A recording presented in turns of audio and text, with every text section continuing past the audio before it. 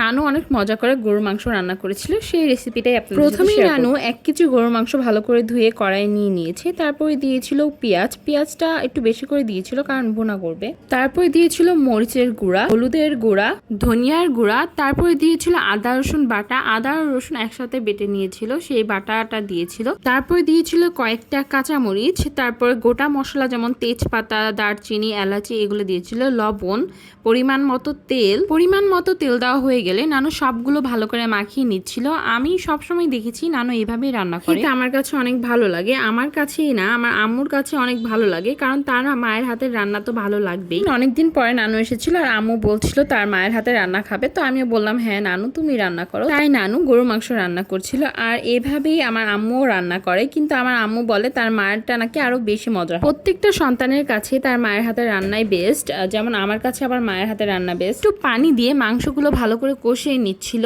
আর এইভাবে করলে মাংসগুলো নাকি তাড়াতাড়ি সিদ্ধ হয়। অনেকেই আছে যারা মাংস তরকারি রান্না করলে মাংস সিদ্ধ হতে চায় না, যার কারণে অনেকেই পেঁপে বাটা দেয়। বিশ্বাস করেন এখন পর্যন্ত আমার নানু আর আম্মুর হাতে যে রান্না খেয়েছি সেগুলোতে কখনোই পেঁপে বাটা দিতে হয় না, আর মাংসগুলো অনেক হয়ে থাকে। তারপর নানু পরিমাণ মতো পানি দিয়ে দিল কষানোর পরে, আর যখন রান্না হয়ে গেল একটু আগে জিরা ভাজাগুলো গুঁড়ো করে নিয়েছিল সেগুলো উপর দিয়ে ভাজাগুলো উপর দিয়ে দেওয়ার পর নানু বলল আরেকটু চুলার উপর মাংসগুলো রাখতে হবে যেন জিরাগুলো ভালো করে তরকারির সাথে মিক্স হয়। তারপর নানু ভালো করে লাড়ছিল তরকারিটা যেন জিরাগুলো একদম তরকারির সাথে মিশে যায়। আজকে অনেকদিন পরে নানুর হাতে রান্না খাবো, আর এটাই আমার অনেক ভালো লাগছিল। আর আম্মুও বলছিল অনেকদিন পরে মায়ের হাতের রান্না খাবে, তার কারণ নানু আমাদের বাসায় তেমন আসে না, আর আমরাও যেতে পারি না ব্যস্ততার কারণে। রান্না একদম কমপ্লিট, আর এই দেখেন এই রান্নাটা দেখতে কত মজা লাগছিল, কত মাখা মাখা হয়েছিল, আর খেতে বিশ্বাস করবেন আমার মতো কে কে নানুর হাতে রান্না খেতে পছন্দ করেন অবশ্যই কমেন্টে জানাবেন, আর আমার চ্যানেলটাকে সাবস্ক্রাইব করে দিবেন। Thank you for watching.